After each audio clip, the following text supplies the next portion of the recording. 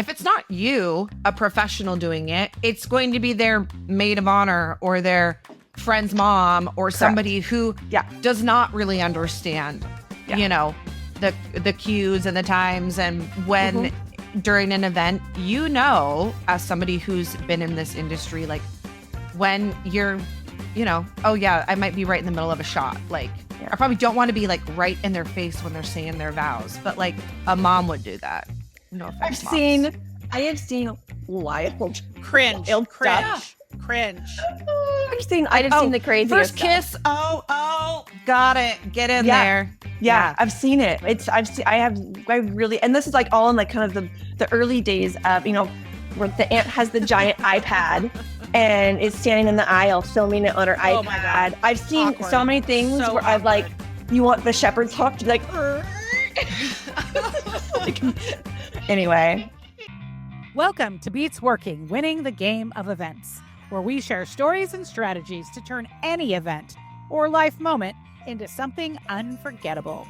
Events are wild, and the people who work in them are some of the most resilient humans on earth. If you know, you know. So come with us behind the curtain for a look at their most memorable experiences. As they say, the show must go on, so let's get on with the show.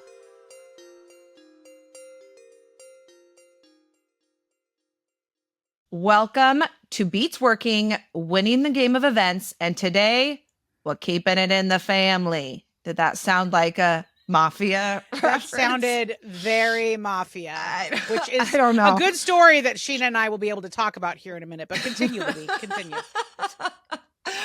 Okay, we're keeping it in the family because our guest today is Sheena Kalso, the cousin of none other than Elise Bryson. We have known Sheena for years. Elise has known her for more years than I'd have, but I've known her for actually maybe known half her as whole many. life. I've known her her whole life. I can say that. Yeah, which is a lot. It's a lot of years. A lot of years. That's a lot of years.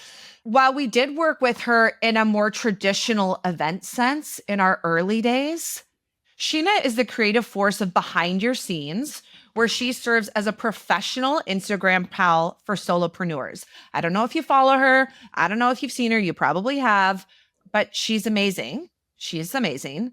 With years of experience, she really identified a major challenge for business owners, which is the lack of content to create with.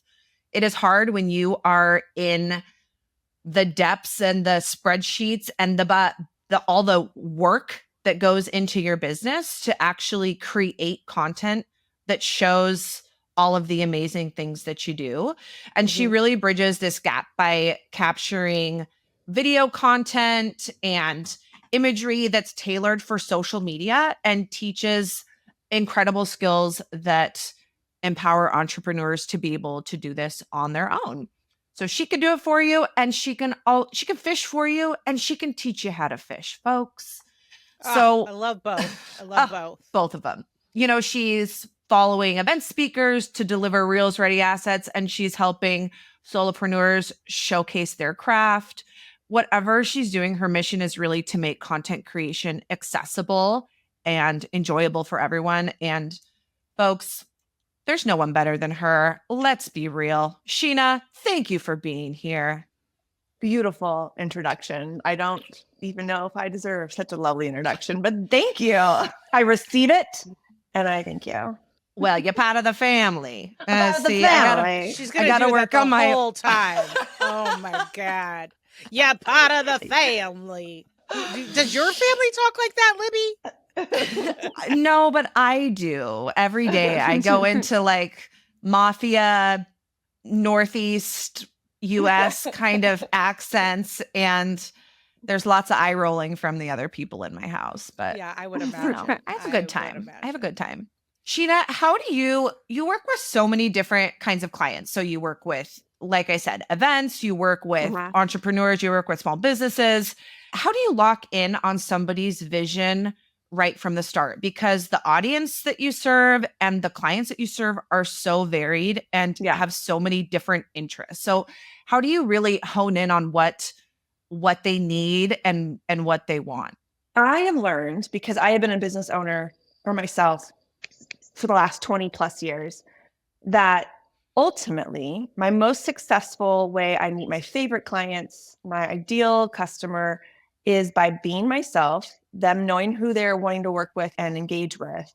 And then the relationship becomes really natural and the sale follows pretty quick. So, what better way to show who you are and what you're about than social media? And so when I meet with a client, whether they're an orthodontist, whether they're a real estate agent, whether they own a mountain gear shop in the city, which is a weird combination, but there are mountain gear shops in the city. We are in Seattle.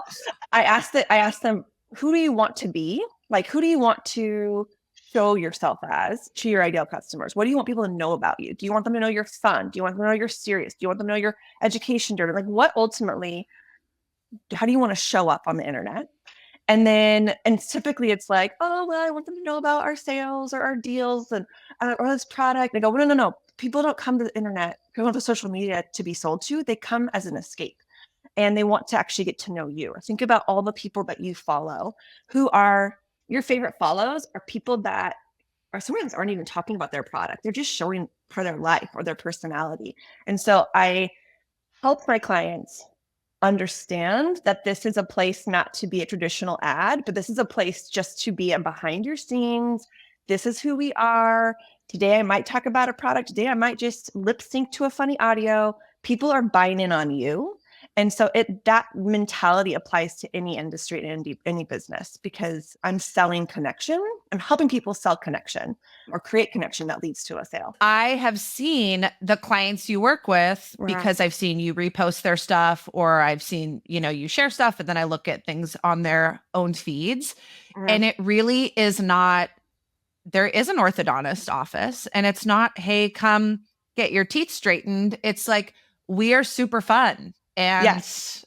Like they're funny things. There's like jokes and like just it makes you like these people. Yes. I don't need braces anymore, but I kind of want to get them because they look so relatable. Yes. The orthodontist office is a real example. And what's fun about them, because I don't need just, my kid has crooked teeth. I need an orthodontist, like the end. You don't have to sell me on orthodontic work. But like, who do I want to work with? And we focused on, when I worked with this office, we just focused on having a good time because they were like, we are fun. We are a fun office. We don't take ourselves too seriously. And so I said, okay, like, I'm not going to talk about straight teeth. I'm not really going to talk about Invisalign. People know what Invisalign is. I don't need to educate people on a product. We're going to educate them on why they want to come into your office. And what was fun, they've had kids who come in and like they had one patient said they wanted to be an orthodontist because of their Instagram account. They're like, this is such a fun, which is a very specific like case, example, but isn't that really cute? Like they saw that's such a Gen Z thing by that. I mean, like, this seems like a really like fun thing to do. And then alternatively, she had other patients call and say like, oh, I follow you on Instagram and you guys seem like pretty chill, like, and get new clients from that just because there was an energy. It wasn't just a faceless sale. Anyway, I said the same thing about real estate agents. I don't go to Instagram to house shop, but I do want to know who I'm working with for the next 6 months. So especially service-based businesses, this is so important. And I think we get caught up in not wanting to be in front of the camera. We get caught up in overthinking, am I relevant? Am I cool? Am I dorky? Am I cringe? Like all these fears surface, especially at a certain age higher. I would say like elder, like millennial and up, all that self-doubt creeps in because you just start feeling old and you're like, am I a dork?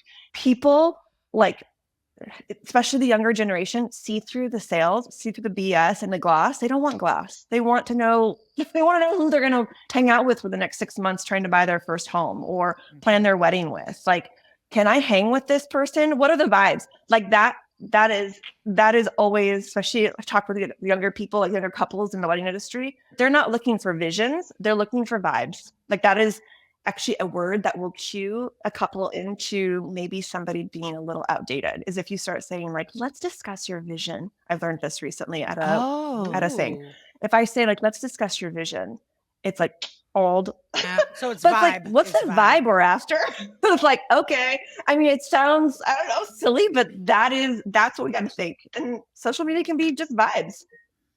Oh my It God. is just vibes. Oh Pause my 1 God, that's second. good. I love vibes. I've been referring to myself as a vibe for the last year. So that reinforces my hipness that I want to feel like I have.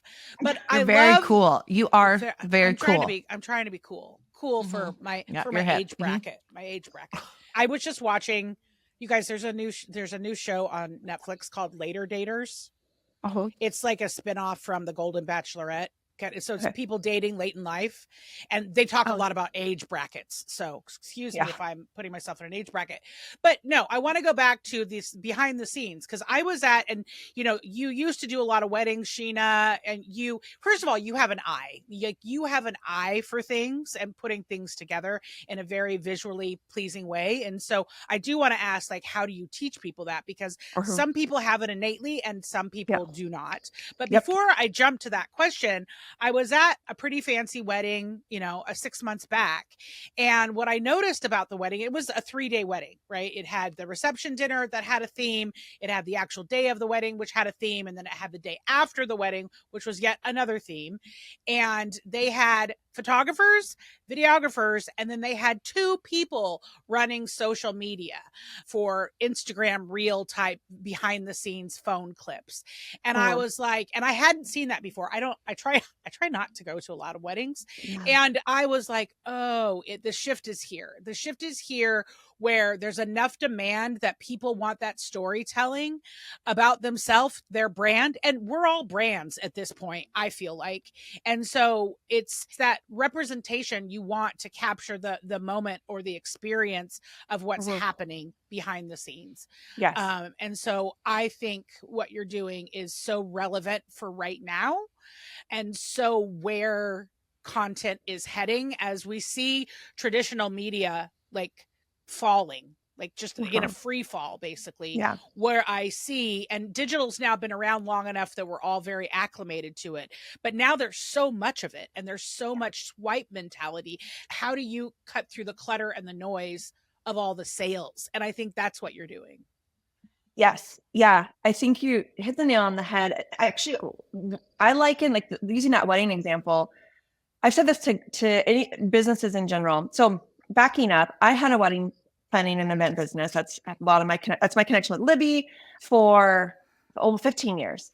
And when I closed up shop, I was purging my Instagram and I realized my Instagram feed was my scrapbook. It was the catalog of my business. I don't have scrapbooks of my children, but I have Instagram albums and Facebook albums. That dates me.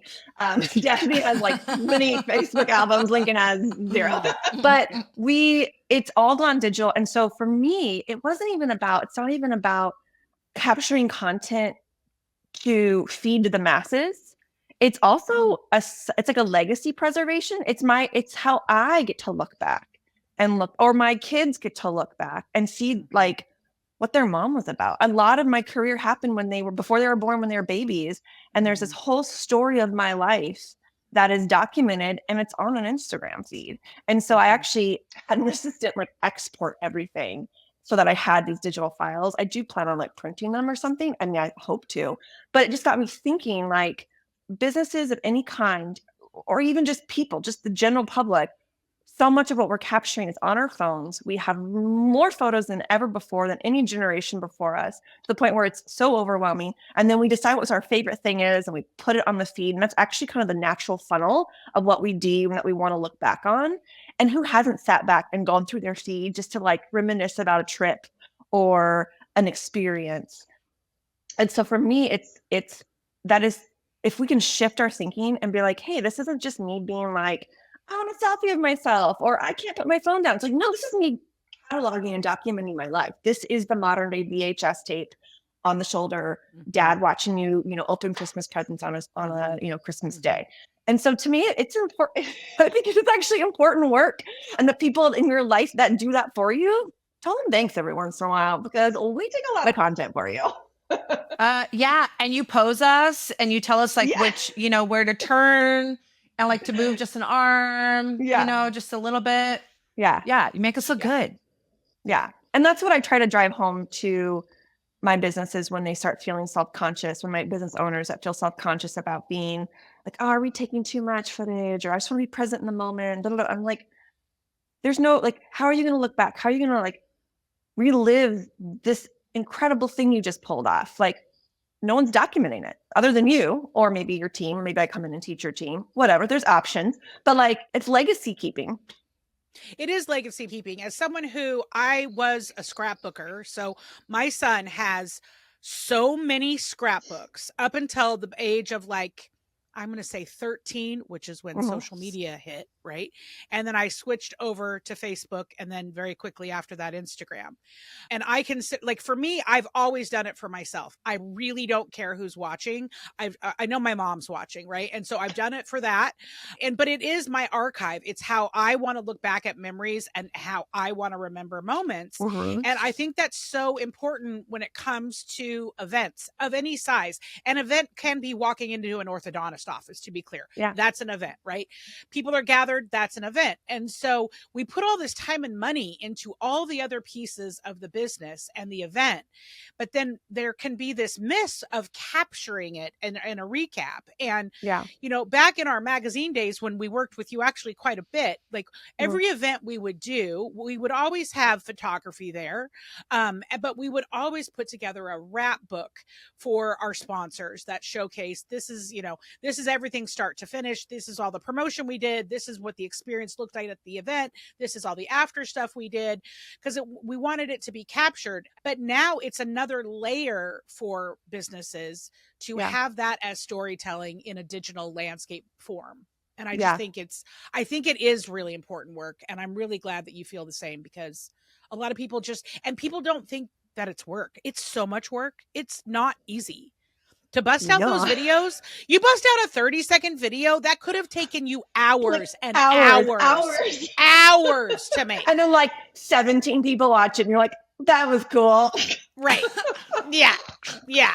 So, well, and I think what you saw at the wedding is very interesting in the event space. So I was at a wedding conference filming behind your scenes for the conference this last spring in Mexico.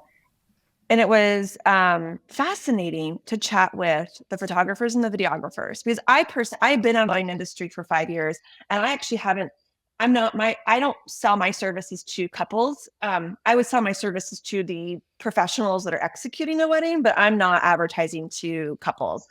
So it puts me in an interesting position to chat with them, because there is a little bit of a turf war happening, and trying to understand what this social media content person's role is in what I now think is a media trinity for weddings. Like, it's one of the fastest growing sectors in the wedding industry. It is the Wild West. It's people who have a phone think they can do it, which, I mean, it is not rocket science. You can do it, but there is a lot of protocol and etiquette, and there's a bit of a dance when you pull off a wedding day.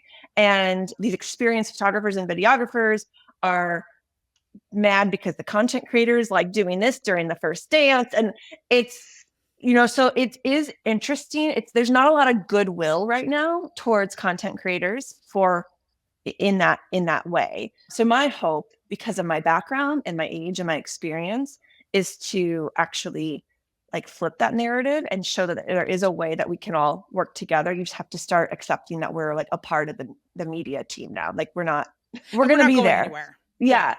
And people are going to pop up and out of the woodwork. So how do we, that it's a process. It's interesting though. If it's not you, a professional doing it, it's going to be their maid of honor or their friend's mom or somebody who does not really understand, the cues and the times. And when during an event, as somebody who's been in this industry, like when you're, I might be right in the middle of a shot. Like, I probably don't want to be like right in their face when they're saying their vows, but like a mom would do that. No offense. I have seen wild cringe. I've seen the craziest first stuff. kiss. Oh, got it. Get in there. Yeah, I've seen it. I really, and this is like all in like kind of the early days of, where the aunt has the giant iPad and is standing in the aisle filming it on her iPad. My God. I've seen so many things where I've like, you want the shepherd's hook to be like, like, anyway. Well, but it is and interesting. here's another benefit I experienced with you. So we've been doing these secret sidekick suppers. We did a bunch of them in 2024. We're going to continue with a bunch of different series of events in 2025. And we were doing one. It was Death, Everybody's Doing It, where we were talking, you know, it was an intimate dining experience with like 30 people. And we're having really intentional conversations around end of life. And of course, you know me, I love to capture everything. And I try to do it on the sly and not in obvious ways. And I just get a bunch and I don't focus on what I'm capturing in the moment. I just try to get a bunch and I'll just work with I have later. And I try not to put too much pressure on myself because I also want to be in the moment. Well, at that particular event, you were also capturing things because of course you are, because that's what you do. And then you sent it to me. And so then I was able to blend my stuff with your stuff. And so you had stuff of me that I would never have had because I am me. I know that makes sense. But so I was like, I noted that. I was like, I need to remember this because there's going to be times in the future when I'm at different things, I'm going to need to hire Sheena to come along with me to capture things I'm not going to be able to get. And I was like, flagged that. And so I think your service is so interesting because anybody can benefit from it, whether it's an event like the one you went to in Vegas that was a conference, or it was the orthodontist, right? Like that's the scale. But I really do want to reinforce not everybody can do it.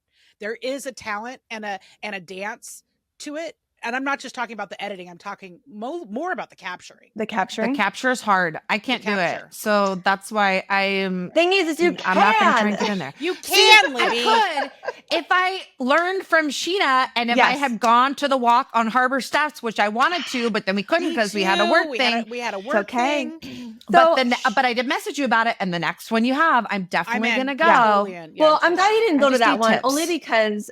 It actually morphed into a different, it was successful, but it wasn't what I thought I was giving people. It really turned into more of a skills meetup, not necessarily people were leaving with finished like products they were loving kind of thing. And so I'm actually between here's my favorite case study. And I can say this with full permission from my husband. My husband is creatively inept. Like he can't visualize anything. He can't, any project, I could show him a full mock-up and he still has a hard time visualizing. He's so literal.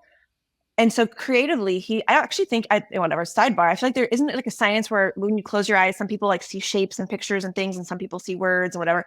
He can't see a shape or a color to save his life.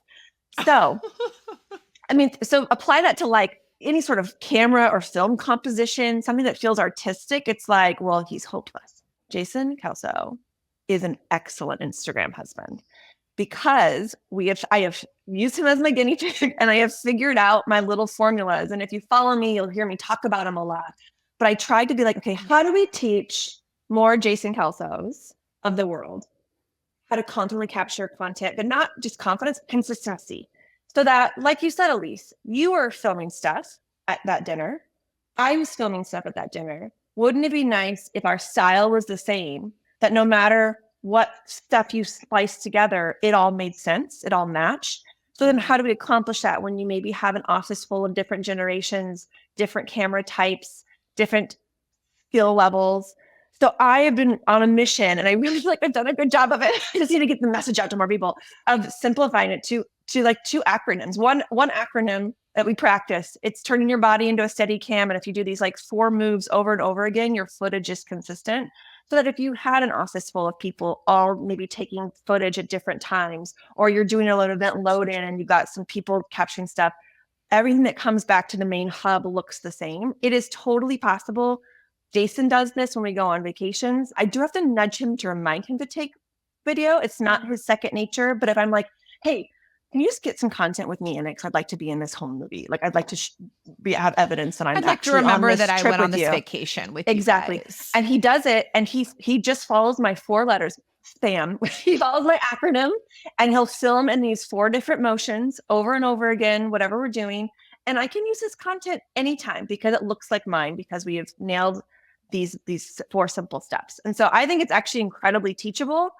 I actually think people like can do it and feel really good about it. But the world isn't talking about it that way. They tell you need a new app or a new editor or the better phone, or you don't have, it's all this stuff that you're supposed to have to make you better at what it. And I want to strip that away. And I want anybody to like, they can pick up their phone and like capture consistent quality usable content.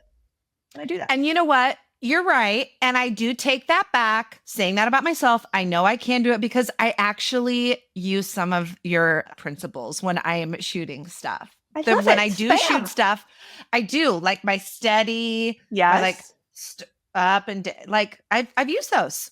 Good. So yeah. And they're cute and they look great and they're just fun ways, like, or when you stand there and then everyone like walks that way. Yeah, I've used them. If anybody listening to this right now, you could do one thing to improve your content capturing is to know how to turn yourself into a steady cam, because that right there is like step number one. I could follow all of these different moves, like the 4 different moves that I do. But if I'm not holding my camera the right way, my sister did this once. She was like, I spam. So spam, standing still, panoramic, aerial, moving. Those are the 4 different motions. And she was like, oh, I did a pano, but she held the camera the wrong way. So while the motion was correct, she didn't hold the camera the right way. And so the footage was like cockeyed. And so, dear listener, if you just stand still and take your elbows, pin your elbows to your sides, and you only move your forearms, like if you're watching this is how this is working. And instead of, you're not holding your camera tilted, you're not doing one hand because one hand can get unsteady. You are a human steady cam. If you need to go up, you keep your elbows pinned up and down, and you move your forearms up and down. If you're confused, listener, go to behindyourscenes.co, and I have a whole video about how to do this.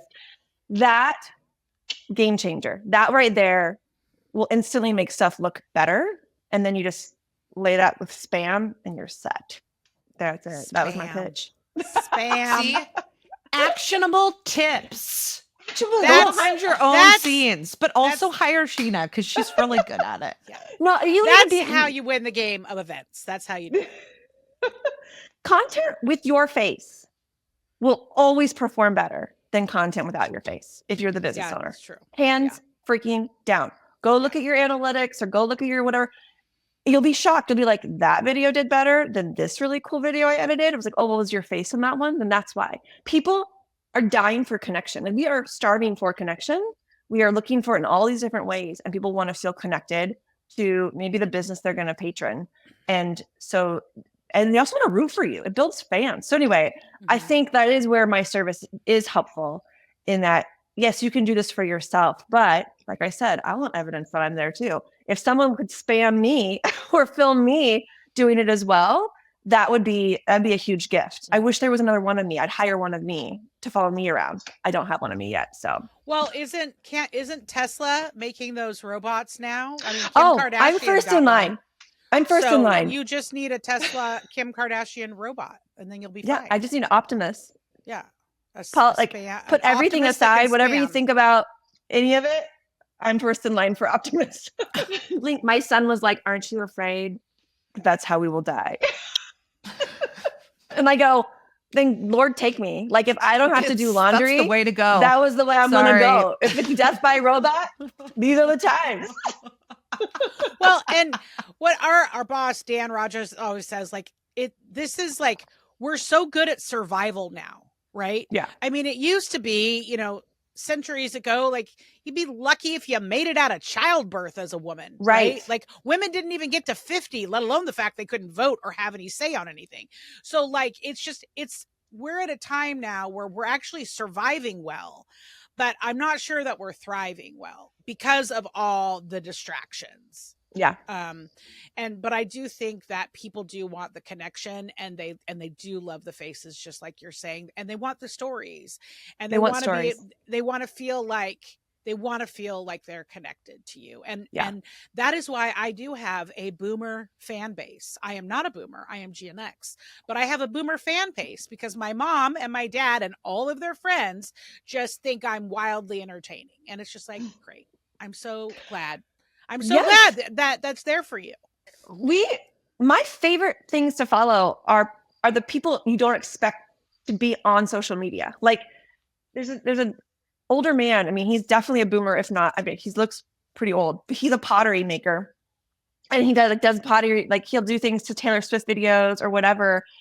I'm always like, who inspired him to start this? I mean, that's discrediting him. Like maybe he just had that own inspiration, but it just seemed like his whole approach feels very like Gen Z-ish, but he's just leaning into it. And it's so fun and refreshing to see real humans having fun, doing what they love to do. Like I don't care about the age if it's fun to watch. And that's why I think people need to get out of their head. You're not too old.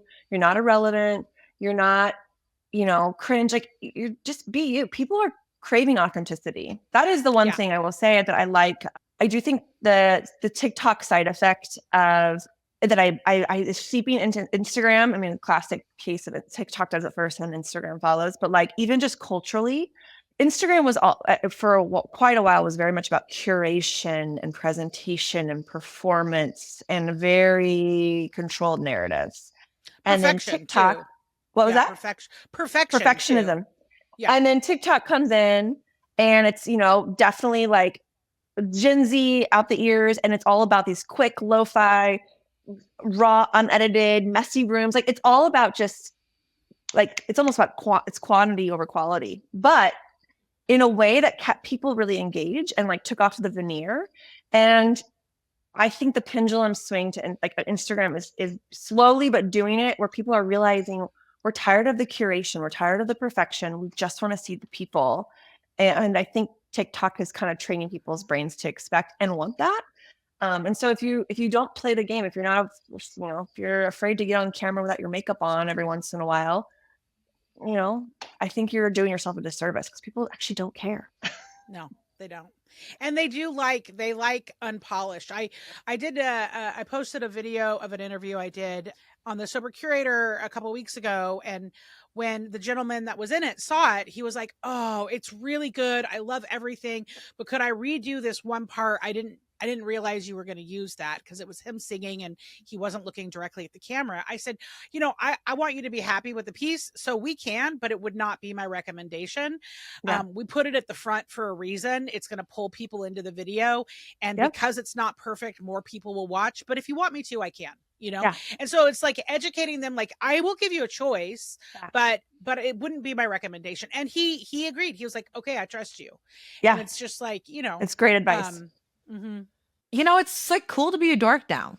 And maybe it's because I'm almost 40. What? Dun, dun, dun. You seem to travel a lot. I know some of it's for fun, but some of it's for work. Mm-hmm. You were just in Mexico earlier this year for another event that you were working for. I want to know your tips, your hacks. I want to know your favorite place you've been and where do you want to go? People, this means if you are going to this country for something, hire Sheena to come with you to showcase your biz in whatever country this is. My tips. I've traveled quite a bit, like you said, professional or pleasure. In either scenario, I'm always like in the mindset of like, I want to document this, whether again, for my own personal scrapbook experience or for an actual client. No matter, in fact, I recorded it. I'm going to post it at some point of like all the stuff I bring with me to a conference. And I have all these little gadgets. And when it comes down to it, I really only use my phone and my backup battery and maybe a tripod. When you're in the moment and when you're filming, setting up an extra light or whatever, just it's silly. So I can pack things all day long, but do I use it? No, I don't use like all the fun little gadgets I bring myself. So my tip is this, KISS, keep it simple, stupid. Like it's just always a battery backup, like pack and get like a really good one. Get like the kind that can hold like a bunch of charges because it's so worth it. That thing saved me in New York. We were there for vacation and I just, I'm filming the whole time. And anyway, so that backup battery. And I love, I'm putting my phone now. I love my case that allows me to hold on to it like freely. I think that's really important. I've just toggled between like a bunch of things, having a way to keep things comfortable. And then the last thing that I think is completely overlooked or not even considered, I call them friction points. If there are too many friction points between you and the objective, which is to film or capture something, you're not going to do it.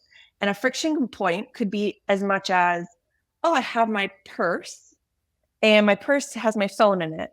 Well, do I have to lift a flap of my purse or unzip something? That's one friction point. Do I pull it out? Now I'm there. If I have to do an extra step between seeing a moment and capturing it, I would probably not capture it as much as if I could just pull it out of my back pocket. Or Target, of all places, has been selling really fantastic. They're like the shape of a phone, and they're just like a phone bag, but they're fully open. Like the mouth is open. It doesn't close. It doesn't zip. It's like wearing a bucket. And my hand just goes into that bucket, pulls out my phone, and can drop back in. So key, because I know firsthand, if I create a friction point between me and my phone, I won't capture the content. And that's a big deal. That is such a good tip. And I never really have thought about it in that way. But now that I think about it, I'm like, oh, there are tons of times where I'm like, oh, that'd be well, it's too hard to get to my phone. Whatever. Or if you have to take your eye off the ball. Like, what if something amazing is happening? And I want to just know that I can either back pocket or like my little bucket bag, pull it out, keep my eye on it. Because we talk about being present and being in the moment. And that's something that's one of the, I call them kind of excuses a little bit of not capturing stuff, is because, I should be present. I want to be present too. Like, I don't want to miss out on my life because I like take my eye off the ball to go find the thing. So for me, it's very important that I can keep watching and do that thing and put it back and never have to that's important. But I think that's the magic of what you do, though. You get to do both. You can be in the moment and also capture it and share it. Yep. That's so cool. I love that. I totally agree with that, especially, and now the friction point, I'm going to remember that. I got one of those, what's the brand name? Bandolier. I've bought a few of those. Keep going. And I was like, this is going to be great. It's going to hold my cards. It's going to have the strap. I'm here for it. And so, I like to wear it crossbody because it's long. So if I wear it just straight, it looks dumb. Yep. So for style purposes, crossbody, but the crossbody doesn't work when I need something quick, because then I might not be able to stretch it out, where I need it. And that is a friction point. Yes. And so now I don't use it, and I spend a good money on it, and I don't use it because it actually holds me back instead of doing what I thought it was originally going to do. Yep. 100%. I own a couple of those thinking that I was going to it was going to revolutionize my life. Yeah. But you're right. Even just the way it lays, even the way, if you wear a crossbody thing, think about how, again, if I want to keep my eyes on this thing that I'm experiencing, maybe it's a sunset or something. If I have to look down and reposition or flip the phone around and do all that, it's now annoying, and we don't do it. Mm-hmm. So I have spent so much money on what I thought would save my life. And ultimately, I like the case I have because it's also like my wallet. So I don't even carry a purse. I typically just have a phone in my back pocket, and that's my purse and my phone. Or I have that little bucket thing. Forget it, because otherwise it's friction. I mean, think about it when you're setting up your workspace. If you want to film behind the scenes footage of you, if maybe you're a maker, maybe you're crafting something, maybe whatever it is, every step you have to take to capture the content is a friction point. So maybe the ring light is in your office, but is it set up where it needs to be to turn on immediately? No, you have to get up. You have to pick up the ring light. You got to put it in its spot. You got to plug it in. I just named 3 friction points right there. You got to position it, turn it on. So I have to go through 5 steps to capture that content. But if I can set up my workspace where it is ready just to literally turn a switch on and reduce it to 1 friction point, you're going to capture so much more, because your brain doesn't have to disengage from what you're active in. That's what a lot of creatives tell me is I don't want to get out of the creative flow to set up my camera. I'm like, well, then set up your environment so that you don't have to leave the flow. Okay, so I'm going to link to this bucket phone bag from Target. I have links. Your case. I need the link to your case. All right. Also, kiss spam. That was my big takeaway from this conversation. Spam. Mm-hmm. Kiss spam. Maybe not literally. I'm not actually going to kiss the spam. Well, kiss isn't my acronym. Spam. Yeah. Is spam. It is the spam, which does keep it simple. Libby, you asked me where I want to go. So I think what I would love to do, and part of it also just like would feel like feed my soul. I would love just follow a group on like a milestone birthday or something, like a 50th birthday party, where maybe they go to Portugal or they go somewhere, literally anywhere. Maybe it's a city. Maybe it's just a fun, like, it's so rewarding for me because I think maybe it's something that I want for myself.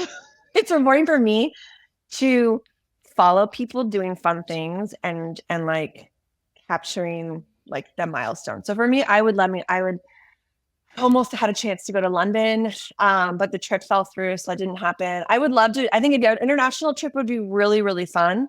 And I've done enough of those now that I feel like I got a good sense of like how I could do it efficiently and like really well. And you know what? I'm also really fun. So I'm not like a wet. I'm not like a wet blanket. A fun guest, a fun travel partner. So I will be like the best sidekick. Well, TJ, my husband, when he turns 50, our plan was to go to the pyramids. He really wanted to, he like loves archaeology, loves Egyptian like culture and history. And so we're like, okay, well, we'll go when you're 50. And the other day he was he goes, oh, I just want to go there so bad. It'd just be so cool. I was like, well, we're going to go when you're 50. He's like, oh, that's 8 years from now. Like, I think we should just go a lot sooner. So either in 8 years or in 1 year, I'll let you know, but we will need someone to go behind our scenes and capture this Egyptian trip. And, I'm actually turning 50 next year in July. And Sheena's husband and I share the same birthday. That's right. Because we just like to keep it in the family. Yeah. Birthday twins. We're in the family, huh? And I'm actually the host of this cruise to Alaska that's leaving out of Vancouver, BC, a 7-day cruise to Alaska. And when they approached me to be like the face of this sober cruise, I was like, sure. I've never been on a cruise, or I haven't been to Alaska forever. So, I mean, sure. What do you need from me though? Like what's my contribution of this? She's like, well, we just need you to be the speaker for one night and then just to help us promote it ahead of time. I'm like, oh yeah, done. Easy peasy.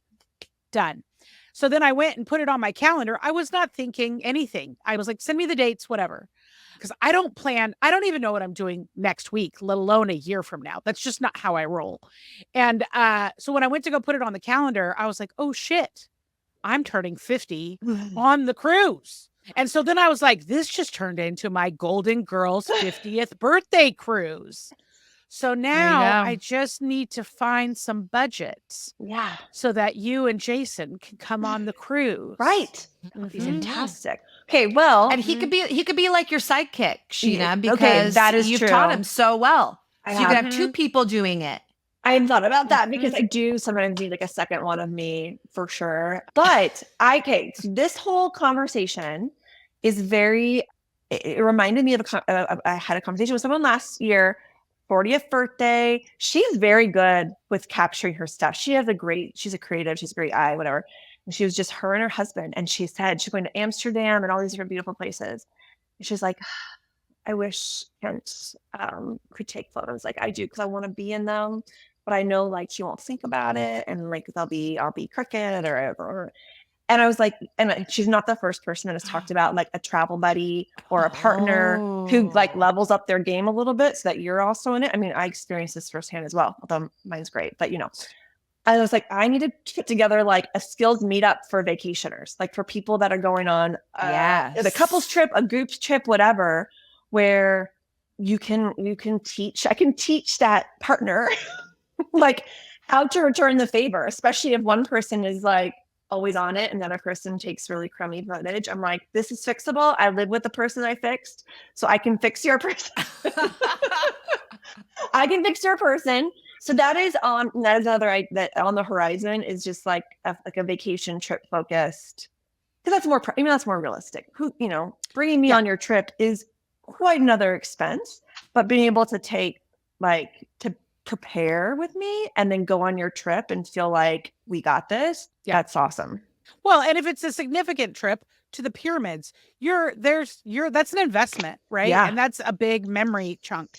So regardless of if you do it next year or 8 years from now, Libby. So Yeah. perhaps you True. guys need to take a couples class. We probably, we do. We do. Yeah. Because I am also not in a lot of photos. But I will say TJ is actually, I think, better at taking photos than I am. Mhm. So He's actually pretty good. I would say TJ is pretty good. he's really good. He is. But so maybe I just need to take the class. I think if you can get, bringing this like kind of back to events or businesses or experiences, you can't force somebody to remember to take a picture or a video. You can't, it is a habit. It is a mindset. That I think it's more of a long game sort of situation. Sometimes you just like you're going on a trip next week and you're like, I just need to know that you can take a good photo or take some good video. And so if people are willing to invest some time, which again, I keep it so stinking simple because I'm realistic. I mean, I could teach my dad to do this. I could teach anybody to do this. If you just spend a little bit of time getting comfortable with consistent quality capturing, then be okay with being the partner that has to say like, hey, can you film like we're walking down the street with the kids. Can you like just have me in some footage, please? Like this is literally what I asked Jason quite a bit is like, can you get me in some of this? And he's like, oh, right. And then he knows what to do, but he just means I need to be able to ask. And I need to like not be mad that I have to ask because otherwise, doesn't do anybody good. And he's happy to help. And it's he's not leaving you out on purpose. Yeah. He just like it just doesn't come second nature to him the way that it does for you. Yeah, absolutely. And so like if we can accept that, I mean, if you have an office of employees who at least all have taken, I'm actually going to go work with, I'm going to go meet with a short-term rental operation and they send people out to their places and they want to capture more footage on site, but everybody is all over the board. So I'm going to go and teach them how to do it consistently and correctly. And then, they still need prompted by their boss, like, hey, when you're at such and such place, like make sure you do X, Y, and Z. Or even what I'm actually doing for them also is kind of creating some prompt lists, just being like, hey, when you go to a property, go through this checklist, like film this stuff. I don't want to, I think you got to keep it realistic. Like what, if you're creating more, if you're creating a burden or more work for the people in your life, and then they're definitely not going to do it because it's definitely not fun. But if you can just master the quality part, then, you nudge them on the quantity. Well, and I think that the capturing is actually the most important because there are so many apps now with templates that if you've got good capture of footage, whether it's video, still, or a combination, there are a bajillion apps now with AI that you're like, pick the template, pick the theme, change the color, upload the 10 videos, boom, boom, boom. It'll do all the AI magic for you. And they're perfectly fine. Yeah. So you don't have to be an editor. You do have to be a good capturer. You do. When you hire, if you're going to invest in a social media manager, if you're going to outsource it, because I was in this position, you can outsource all day, but if a client doesn't send me something to work with, I can't create content. And so my favorite analogy is truly, it's like thinking like baking a cake. I could have all the beautiful tools. I can have the bowls. I can have Martha Stewart literally next to me who's going to like walk me through baking that cake. But if I didn't go to the store and get the ingredients, there's no cake to be made. So like none of the bells and whistles, none of the apps, none of the gadgets will do you any good if you don't have ingredients. Martha won't help. Martha won't it won't help at all if you didn't go to the grocery store. So for me, content capturing, that's what I discovered when working with all these different businesses. The consistent problem was they weren't grocery shopping, quote unquote. And so I didn't have anything to make for them unless I personally showed up to their place of business. And some of my clients were like, I had DC, Texas, I had people around the country. So it was very important that they did their part. And that's why I kind of dialed back from social media managing and realized there's a deeper core issue of just feeling comfortable and confident in the capture part. So I'm not saying absolutely outsource it. I do think it is work. And I think if you can figure in your budget someone to actually create content for you, that's a huge gift as a business owner. But they're only as good as the stuff you deliver them. So I'm kind of like that first step. At least I'm trying to inspire people for that first step. Love it. Well, we're going to put all your contact information in the show notes, Sheena, but Thank you. tell us again where our many listeners, including my mom and your mom, can find us. Yes. Well, and Well, Libby's mom, let's be And clear. Libby's mom. Hi, moms. Hi, Aunt Rochelle. So my business is called Behind Your Scenes, and the website is behindyourscenes.co. And the same name is my Instagram handle. It is interesting. I'm actually not on TikTok. It's kind of a choice. It's a bit of a experiment for myself. Part of it is to practice what I preach, and that is do what is sustainable and realistic for your life and for your business. I can't do it all. And so I've chosen to focus on Instagram and invest my time there. And I don't think people should be afraid of that because there's a lot of pressure to be on all the apps. So I am active on Instagram, and if you go to my site, you'll see a couple other accounts that I manage in different projects, but I treat them all the same. Again, if my face is in the thing, if people and humans are in it, and if it's off the cuff and unscripted, it's my more popular content, like always. And so I just want people to like know that it's possible just to show up, just be yourself. And hopefully I inspire you on those different platforms when you go and check it out. I love it. Thank you so much for being here, Sheena. Thank you. Yeah, this has been a blast. Well, folks, that's all the time we've got for Beats Working, winning the game of events. Thanks for joining us today as we kept it in the family. Did that work? No, it didn't work. It still didn't I don't work, think but it it's funny. ever will, but keep It's trying. cute. Never. It's Okay. it's See you next endearing. time. Yeah. Bye. Bye.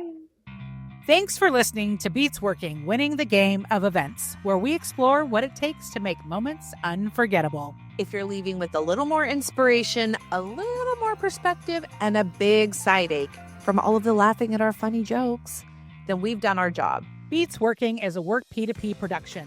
If you've enjoyed this episode, please don't forget to subscribe, rate, and review us on your favorite podcast platforms. Your support helps us keep the magic going.